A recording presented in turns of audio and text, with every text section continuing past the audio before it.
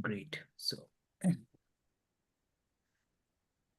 Hey everyone, welcome to Healthy Waves, where we explore the life's most essential topics through the expert discussions, practical advice, and real life stories that inspire change. I'm your host Avik, and today we are diving into a conversation that will leave you feel energized, motivated, and armed with tools to make fitness a permanent part of your life. No more inconsistency and no more excuses.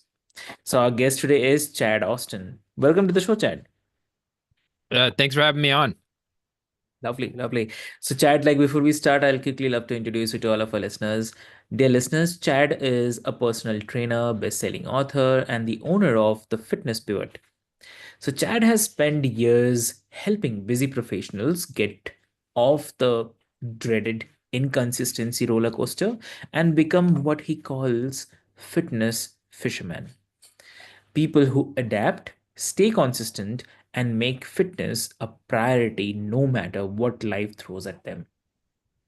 So, if you have ever struggled with finding the time, avoiding gimmicks, or falling for the illusion of quick fixes, this episode is for you. So let's jump in and explore how to slay your donuts and avoid turkey bacon traps and find lasting success with the fitness. So, Chad, it's great to have you here today and let's get started. Welcome to the show. Yes, thanks for having me on here. I'm excited to talk. Lovely, lovely. So, Chad, you often emphasize that fitness is the foundation that allows us to show up as the best version of ourselves in all areas of life. So, why do you think that it's uh, easy for people to put fitness on the back burner, even when we know its importance? Yeah, I think for people, no matter how much you buy into fitness and how much you buy into, you know, showing up as the best version of yourself, once you figure out how fitness fits in your life, it's inevitably life's going to change and it won't fit as well anymore. And while we're really good at adapting to change when it comes to our family, our career, our faith, the most important things in our life, it's automatic for us to adapt to those things. So when it comes to fitness, it comes to our health, it always becomes something we're going to get to later. And it's just that is really the problem. That is how we get stuck on the inconsistency roller coaster. That is how we get stuck on the I'm too busy to get started because we're still trying to do something that we did in the past before our life changed, and that doesn't fit anymore. So virtually what I do is I help people kind of understand that what you do for fitness has to fit in your life, and I give them the tools. I teach them the simple things that you have to know how to do so that you can adapt to life's changes when it comes to your health, so that no matter what happens, whether it be a good change or a bad change that you go through, you can still keep fitness a priority in your life so you can go through those things as the best version of yourself. Perfect. That's really lovely. And I mean, is this something you have experienced personally, like where you had to reframe your own relationship with the fitness? Yeah, I that is one thing. I've been in fitness for 20 years now, and I've evolved a lot as a trainer. I think I started out kind of learning the tough lesson that all personal trainers learn, that people come to you fueled by short-term motivation. So there's something coming up in their lives they want fast results for, and you ultimately learn pretty fast that short-term motivation leads to short-term results. And so if I never take the time to have them look past that goal, then once that event or time in their life is over, so does all their motivation to work out, and then we and all those results we got start to fade away. So my first book series was called Make Fitness a Priority, and my studio was Priority Fitness. Everything was about making fitness a priority, as in making fitness a permanent part of your life, something that stuck and it wasn't just short term. But eventually, I learned that even though people really bought into fitness and people were more enthusiastic about it and bought into it, they were still falling off track. And I realized even myself, I was too, even as the teacher of the whole thing. And I eventually realized the common denominator that all of us have that have kind of fallen off track with fitness over the years, or have had to kind of have some time where you have to fight to get back to the fitness level you want to stay at, something's changed in our lives, whether it be good or bad. And so you can think of all the changes you've gone through. Maybe you change jobs, or maybe you get married, or you get divorced, or you get promoted, you get fired. Your job's changed, maybe where you it involves more travel, or maybe you used to be active and now it's more of a sedentary job. All these changes, whether they're good or bad, there's something that can really disrupt your routines and how fitness fits in your life. And so if you don't take the time to then adapt to it, then you're going to end up in a time where fitness doesn't fit. And so we all end up in this area of time where fitness doesn't fit in our life because what we did before our life changed, we never changed, and we're still trying to do that. And the longer we're in this place where fitness doesn't fit in our life, the farther we get from being the best version of ourselves. And that kind of then opens us up to be an easy prey to all the scams and stuff out there that are promising fast results with little or no work on our part. And it just starts the whole inconsistency process where we're constantly trying to get fast results again because we want to look and feel better so badly, but we're never really finding what fits in our life. And so that is really the golden rule that I think is the most important lesson I've learned in fitness. That is just the hardest for us to grasp, is that what you do for fitness has to fit in our life. Yeah, yeah. And like I'm too busy. Excuse is something we have all heard or said. So, but you believe it's not just about time, it's about fit? I mean, can you elaborate on what people really mean when they say, I am too busy? Yeah, I have learned that when people say I'm too busy, it's not normally it's the easy excuse we could make, right? And but most of the time when they say that, what they mean is I'm too busy to work out like I used to.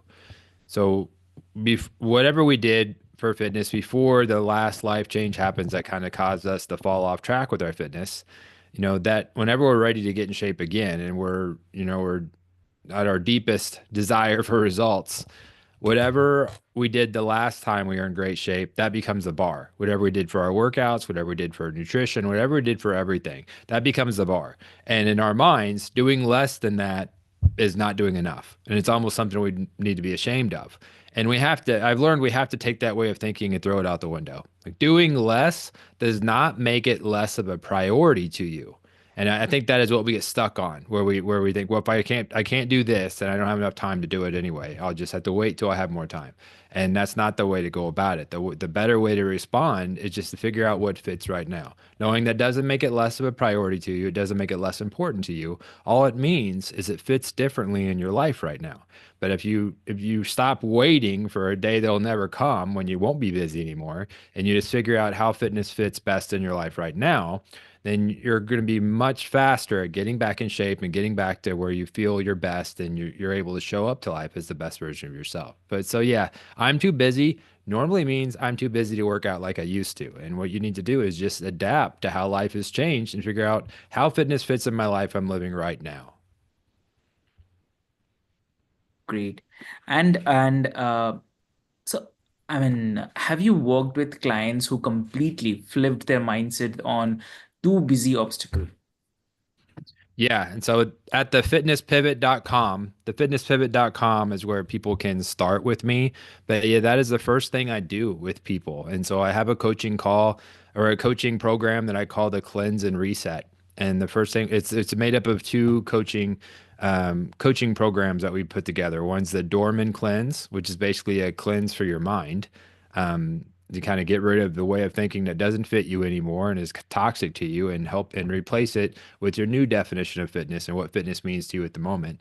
And then the second part is with it is the fitness reset. But those two programs are priceless. It is something that is what helps people become what I call, like you said in the introduction, a fitness fisherman, where you have the ability to keep showing up as your best self no matter what happens. So that stems from the old saying that you give someone a fish, you feed him for a day, but if you teach someone to fish, you feed him for the rest of their life. Ultimately, that is the impact I want to make as a fitness professional. I don't want to be a short-term impact on your life. I want what I help my clients with to stick with them long after my time is with them is over. And the best thing I can do is just to help them understand how to adapt and how to change their mindset, change, you know, their routines, change how fitness fits in their life when it changes. It's when your life changes and you need to adapt. But the cleanse, the Dorman cleanse and the fitness reset, that helps you redefine what fitness means to you, because what fitness means to us, it changes as our life changes. It all goes in stages. So we have to kind of adapt with that. And the second part is just figuring out, how does fitness fit in your life right now? There's no wrong answer to any of these, but or with the wrong answer is just not being honest with yourself. And so it doesn't matter how it fits. You just have to know how it fits so that you can have it in your life as something that it really is the vehicle that drives us to being the best version of ourselves. Lovely. Yeah. And I'm really intrigued by your team turkey bacon. So it's such a perfect uh, analogy for the illusion of quick fixes and instant gratification. So if you can explain like how this plays out in fitness and how we can avoid it. Yeah, turkey bacon is my word for instant gratification. And I say that because I can't stand turkey bacon myself. I feel like it's probably be like, if you're a Friends fan, that how Monica feels about low fat mayonnaise, and she says it's not mayonnaise. So that's turkey bacon. It's not bacon. It's the biggest form of false advertisement there is. It's a promise that it's going to be like the real thing, that is this healthier version of the real thing, or the easier version of the real thing. And once you get it, you're just disappointed and you realize it's not actually nothing like the real thing. It's a false promise that I fell for.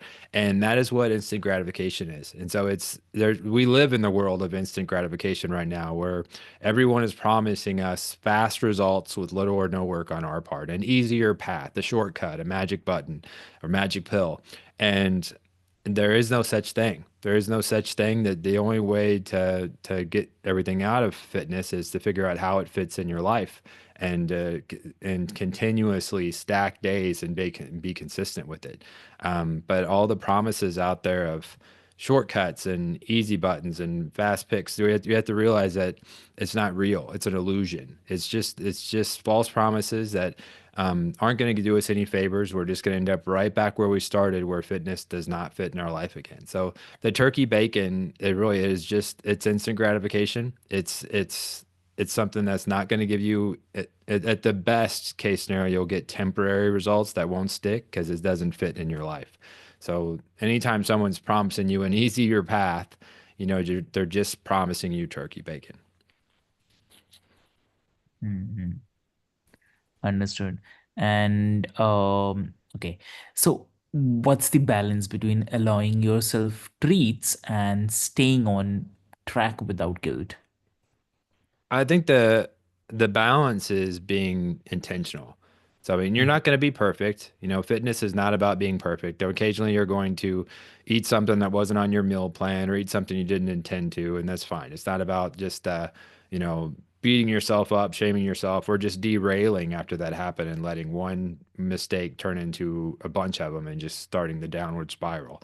It's about getting back on track every time you do fail. But part of balance is not saying you can never have something or having total restriction, but is trying to learn modification and moderation. And so understanding that, I can have things like that in my life, but I have to learn that, these unhealthier things that don't really align with my meal plan, that needs to be a small percentage of what I eat. So I think that it's very healthy to have a planned cheat meal or a planned treat, that is part of your plan. I think that is the healthiest way to do it. So a lot of people have a cheat meal that they do like once or twice a month, or even weekly, or maybe they'll do a treat weekly or even a treat daily. So if they have, this is um my afternoon sweet or something, that way it'll help you have a smaller amount, to curb your appetite, or to satisfy your cravings or whatever, um, and your indulgence, without making it derail and completely make you fall off track from what you planned. And so I think that I am for those things. And it comes with spurt. It comes and goes where you are at the time. So there are times definitely if I'm new to my fitness plan, or if I'm getting back on track, or I'm getting back in a routine with my meal plan, that may not be the best time to allow myself to have cheat meals or treats very often. But if I'm in a really good zone and I'm doing a great routine and very consistent, I have been for a while, then I can have those kind of things and it won't really affect me as much, and it'll be a very positive thing. So it's you have to kind of know where you are and be observant of yourself. But I think what's important is that it's intentional, and then you didn't break a promise to yourself by doing it. But I mean, again, you're not perfect. So if you do make a mistake, don't let it turn into multiple. Just get back on Right. track. Yeah. Mhm. Yeah. So, okay. And if I have to say like, I mean, I love your analogy of becoming a fitness fisherman. So, what does that journey look like? I mean, how does it transform someone's life long term? Well, just knowing for one that it's never smooth sailing all the way to your goal. So a fitness fisherman understands how to keep fitness a priority in your life, no matter what curveballs life throws at him, right? So it's understanding how to hit the reset button and reset how fitness fits in your life after your life changes and what you did in the past doesn't fit anymore. But a big part of it is also knowing that it's not going to be a smooth ride all the way from where you start to where your finish line is or where your goal is. There's going to be good days and bad days. There's going to be two steps forward, one step back. Mistakes are going to happen. You're going to fail from time to time, but it's just about how you respond, how you get back on track after every time you do. It's what you do next that counts. That's always the thing to remember. And if you do have an obstacle, if you do have a mistake, you know, understanding that this is a learning chance for me. How do I do better next time? Why did this happen? Why did this trip me up this time? How can I do better next time? But really, just understanding how to adapt, how to learn from mistakes, and how to keep going forward. Knowing that there's going to be a lot of speed bumps along the way, but just like an excuse, and an excuse is just an obstacle you haven't overcome yet. A mistake is just an obstacle you haven't overcome yet, and you can always do better next time. Hmm. Understood. Understood. And have you witnessed any inspiring transformations from your clients who fully embraced this concept and made fitness a lifelong habit? I have a lot actually, and so there's lots of us, people that come to mind that have either had great weight loss stories or great, health stories where they've turned around and they've improved their life.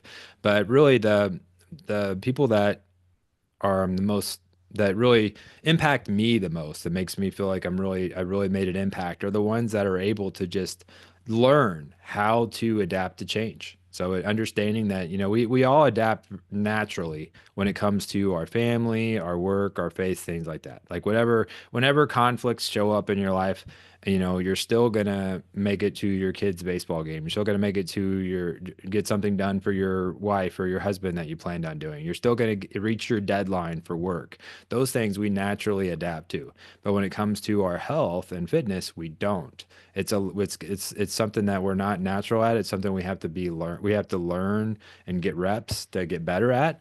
But the people that I can really grasp that and understand that, in life changes, I just have to adapt how fitness fits in my life. But this has still got to be a priority. It's when fitness is a part of my life, I have the ability to show up as the best version of myself for all the things in life that are most important to me. And so that is why it's got to be a priority for the people to just really grasp that and are able to roll with the punches and just keep adapting to change and keep adapting to how fitness fits in their life.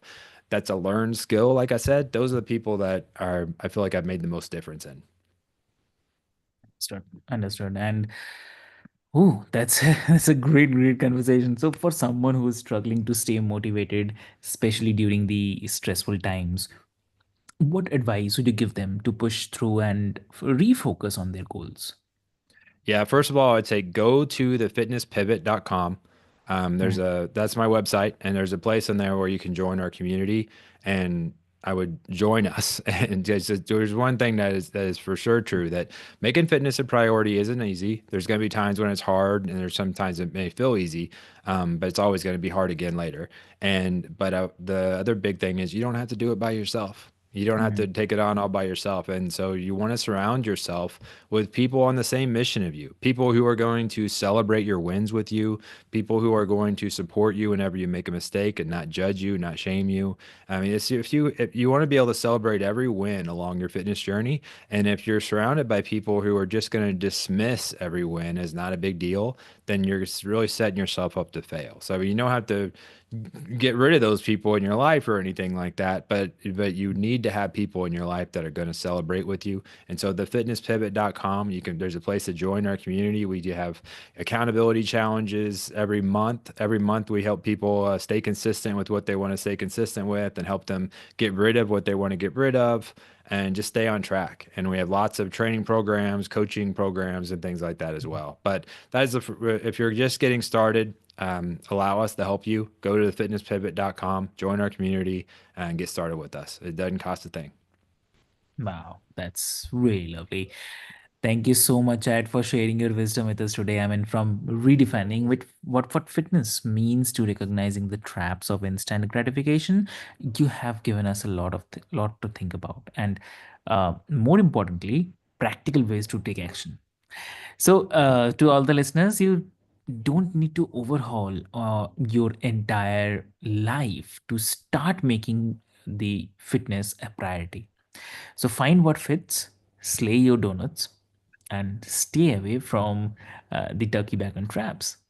So, and more importantly, become a fitness fisherman who can navigate the life's changes while staying on track.